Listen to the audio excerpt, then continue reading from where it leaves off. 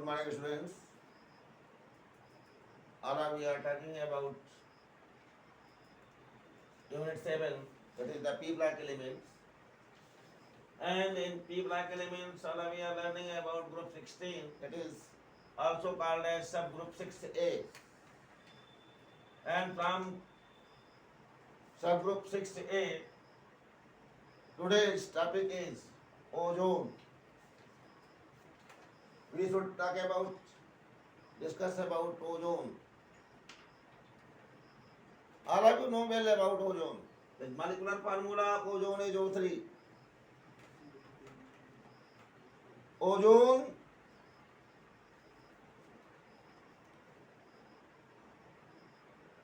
occurs at about 20 kilometers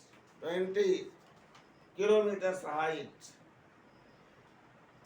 20 kilometre की ऊंचाई पर ओजोन की एक लेयर मोटी सी आप लोगों को सूरज की एक्सेसिव अल्ट्रावायलेट रेज से प्रोटेक्ट करती है।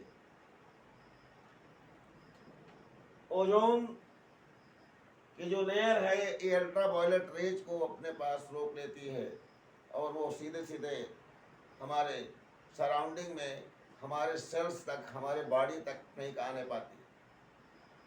यदि ये अल्ट्रावायलेट रेज हमारे स्किन पर पड़ेंगी तो स्किन कैंसर की संभावना हो जाएगी, सभी को स्किन कैंसर हो जाएगी, आप ये कह सकते हैं। तो इसलिए ओजोन का एक बहुत अच्छा रोल आपके लाइफ में एक अल्ट्रावायलेट रेज से प्रोटेक्ट करने में होता है, ये आप सभी लोग जानते हैं। हम लोग ओजोन बनाते कैसे हैं? ओजोन को बनाने के लिए एक ऑपरेटस यूज करते हैं, जिस ऑपरेटस को यूज करते हैं उसे ओजोनाइजर कहते हैं।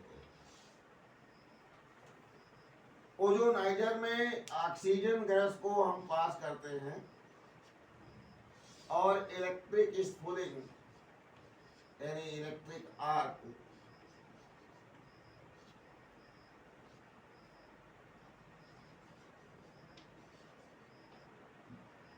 इस इलेक्ट्रिक आर्क के इफेक्ट से एक ओजोन मॉलिक्यूल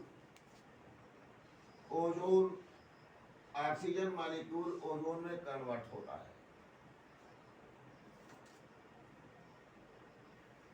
क्योंकि एक इंडोथर्मिक रिएक्शन है, इसीलिए इसमें आपको इलेक्ट्रिक आर्क अर्थात साइलेंट इलेक्ट्रिक करंट प्रोडक्शन, ये जो रिएक्शन होती है ये इंडोथर्मिक रिएक्शन होती है, अर्थात ये -Q कैलोरी आप लिखते हैं।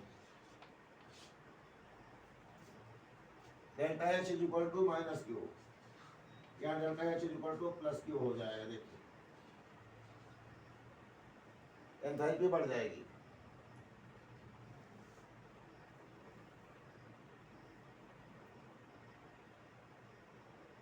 ओजोन के बारे में आप सभी बच्चे लोग पहले से ही जानते हैं, ये पेल ब्लू गैस होती है, हल्का पीला या हल्का नीलापन उसमें होता है इसमें गैस में, और जब इसे ठंडा करते हैं तो डार्क ब्लू कलर के लिक्विड में कन्वर्ट हो जाता है, और जब और ठंडा करेंगे तो अपने फ्रीजिंग पॉइंट पर ये वायलेट ब्लैक सॉलिड में बदल जाता है। इसका जब कंसंट्रेशन बढ़ जाता है अबाउट 100 ppm हो जाता है। 100 ppm का मतलब होता है 100 पार्ट्स पर मिलियन। तो हमें सांस लेने में परेशानी होती है, सरदर्द भी होता है। तो अधिक कंसंट्रेशन ओजोन की जो होगी वो हमारे हेल्थ के लिए हार्मफुल होती है। तो ये सभी तो जनरल सी चीजें हैं। हम लोग ओजोन के कुछ जनरल बातों में कुछ केमिकल प्रॉपर्टीज की बात करते हैं। ओजोन की जो प्रॉपर्टीज हैं, chemical properties,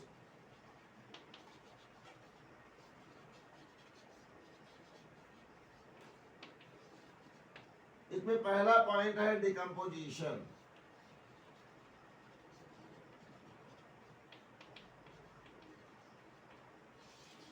ozone molecule is highly unstable. Highly unstable. Due to being highly unstable, it decomposes into O2 and nascent oxygen.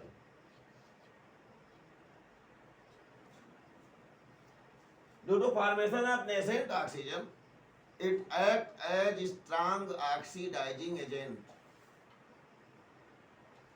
ये जो nascent oxygen है ना, ओजोन के डिकम्पोजिशन पे मिलता है, ये एक स्ट्रांग ऑक्सीडाइजिंग एजेंट की तरह से एक्सप्रेस करता है। इसका बिहेवियर स्ट्रांग ऑक्सीडाइजिंग एजेंट की तरह से एक्सप्रेस करता है। जैसे अब ये आप HGS की बात करिए, मर्क्यूरी सल्फाइड या PBS की बात करिए, और इसकी ओजोन से रिएक्शन कराते हैं आप,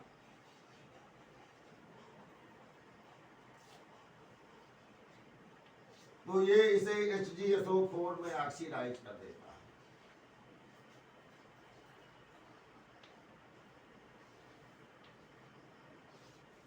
ये इसका ऑक्सीडाइजिंग व्यवहार बिहेवियर हो गया। तो ये डिकम्पोजिशन के बाद आपका सेकेंड पॉइंट था ऑक्सीडाइजिंग बिहेवियर या ऑक्सीडाइजिंग प्रॉपर्टी, उसी वजह से थी।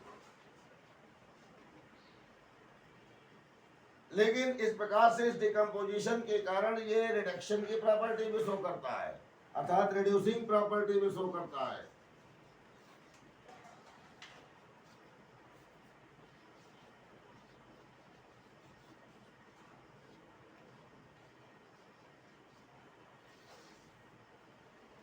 देखिए, ये सिल्वर ऑक्साइड के साथ अगर रिएक्शन कराया जाए ओजोन का,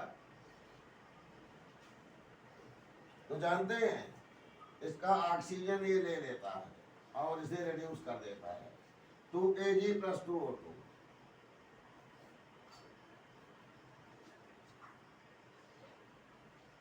यहाँ पर Ag2O को Ag में रिड्यूस किया जा रहा है ओजोन के द्वारा। तो ये एक इम्पॉर्टेंट क्वेश्चन बन जाता है और पूछा जाता है आपसे, ozone act as oxidizing as well as reducing, both give suitable reactions।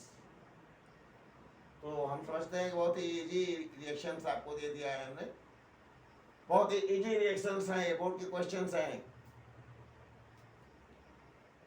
या क्वेश्चन क्या कहता है कि एक्सप्लेन विद सुटेबल रिएक्शंस, तो आपको कोई परेशानी तो नहीं हो रही होगी। तो डिकम्पोजिशन से ही ये रिएक्शंस तीनों निकल करके आते हैं, चाहे उसका ऑक्सीडाइजिंग बिहेवियर हो या रिड्यूसिंग बिहेवियर हो या ये डिकम्पोजिशन हो। तो ये प्रॉपर्टीज ओजोन की आप सभी को जानना चाहिए।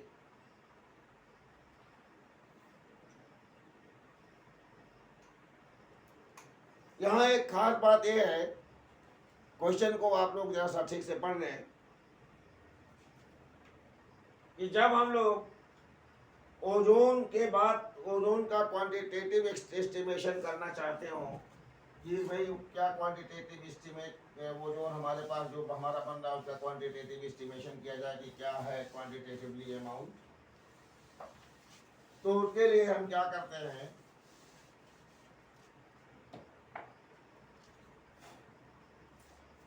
ozone reacts with excess of potassium iodide solution buffered with a borate, buffer pH is equal to 9.2 about. Iodine is liberated, which can be titrated against a standard solution of sodium thiosulfate, and this is the quantitative method for estimating O3 gas। इसके reaction को note कर लीजिए।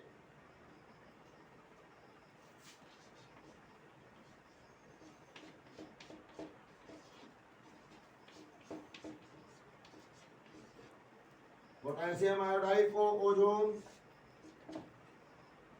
Potassium iodide के solution को ozone के साथ reaction कराते हैं, तो आप लोगों को रिएक्शन करने के बाद KOH, O2 और I2 मिलता है।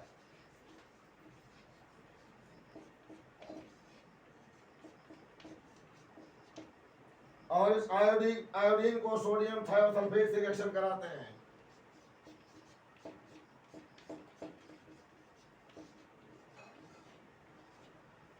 सोडियम थायोसल्फेट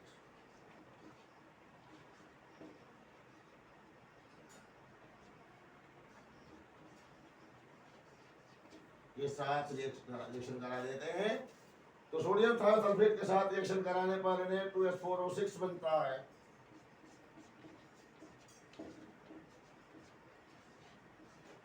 और सोडियम आयोडाइड आयोनाइज्ड फॉर्म में मिलता है। और सोडियम आयोडाइड को ये देखिए इस प्रकार से हम आयोडीन जो हमें मिलता है उसका सोडियम थायोसल्फेट के साथ टाइट्रेशन करते हैं और टाइट्रेट करके सोडियम मेटाबोरेट के प्रेजेंस में हम आयोडीन का क्वांटिटेटिव एनालिसिस करते हैं। ये क्वेश्चन भी टेक्स्ट क्वेश्चन में किया गया है कि आप ओजोन को क्वांटिटेटिवली किस प्रकार से एस्टिमेट करेंगे। तो क्वेश्चन तो क्लियर हो गया, कोई दिक्कत तो नहीं है।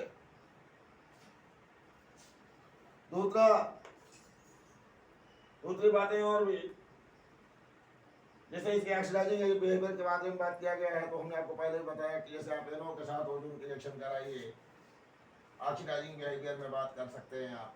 नाइट्रिक ऑक्साइड के साथ अगर ओजोन की रिएक्शन कराते हैं तो ये इसे ऑक्सीडाइज कर देता है NO2 में।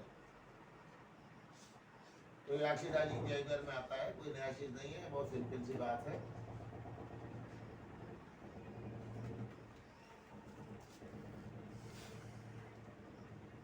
ओजोन के एलोट्रोप्स मतलब ओजोन ऑक्सीजन का एक एलोट्रोपिक फॉर्म है।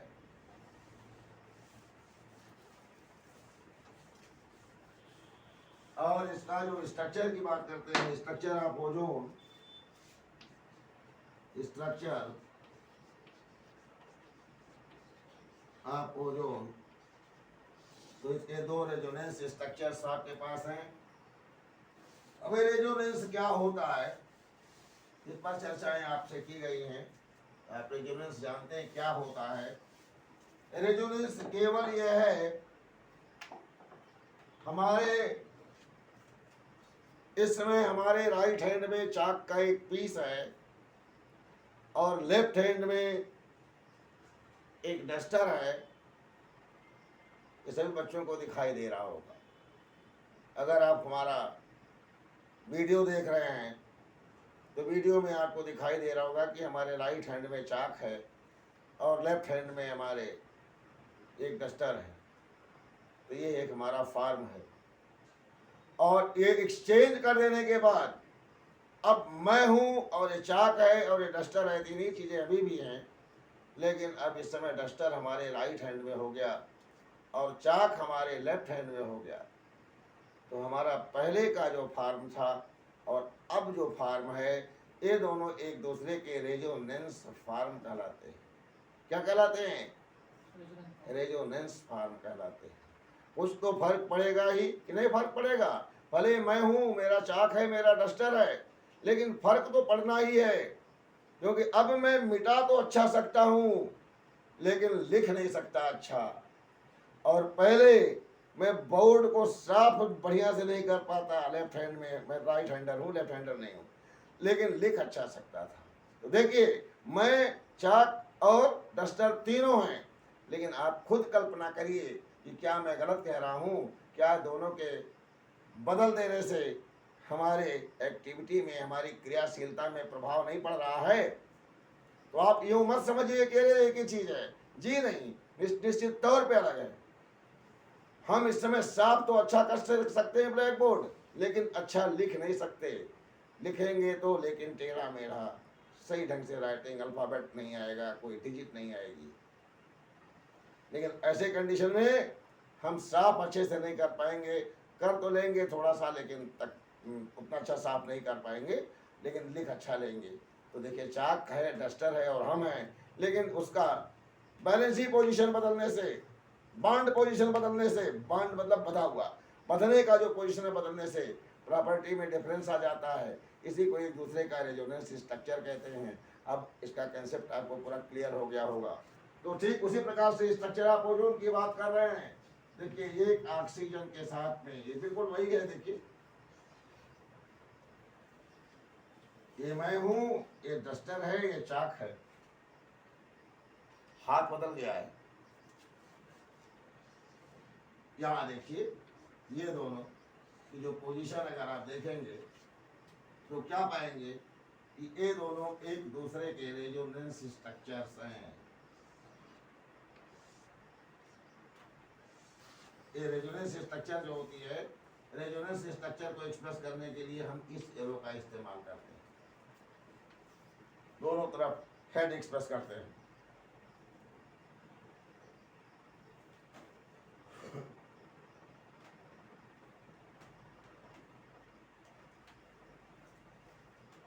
अब हम यूजेज की बात करते हैं। ओजोन के यूजेज क्या हैं? स्ट्रक्चर ऑफ ओजोन के बाद ये तो स्ट्रक्चर पे बताया आपने कि ये दोनों एक दूसरे के रेजोनेंस स्ट्रक्चर्स हैं।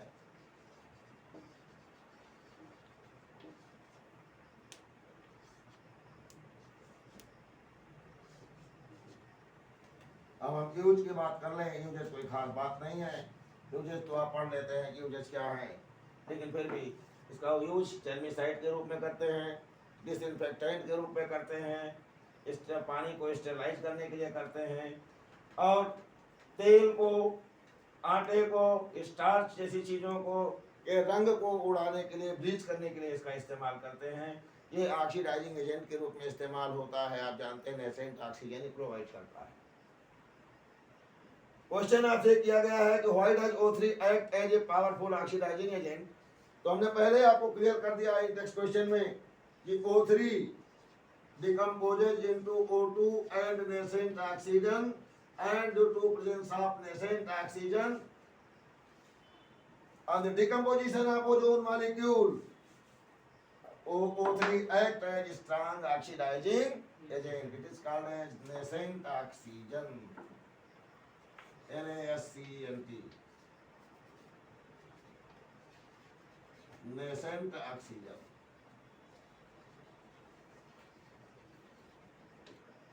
और अगली बात है, अगला क्वेश्चन कहा गया है कि how do O3 estimated quantitatively. तो हमने अभी आपको क्लियर कर दिया कि किस प्रकार से क्वांटिटेटिवली से इसको आप एस्टिमेट कर सकते हैं। तो इस टॉपिक को अब हम यहीं पर स्टॉप देते हैं और अगले दिन फिर मिलते हैं अगले कंपाउंड के साथ, और अगले कंपाउंड को अगले दिन बताएंगे। सल्फर एरोट्रॉपिक फॉर्म्स, सल्फर के बारे में बात होगी, और सल्फर के कंपाउंड डाइऑक्साइड पर बात होगी। तो ये बेटा आप लोग इसको रिवाइज करें, तैयार करें। कोई डिस्कशन करना हो तो आपको मैं कई बार बता चुका हूँ कि आप अपने क्या क्या माध्यम है कि अपने प्रॉब्लम सॉल्व करेंगे, उन सभी मीडियम से अपनी प्रॉब्लम सॉल्व करें। तो आज इस तरह से पे स्टार्ट करते हैं, तो हम फिर मिलते हैं। See you again. Thank you very much.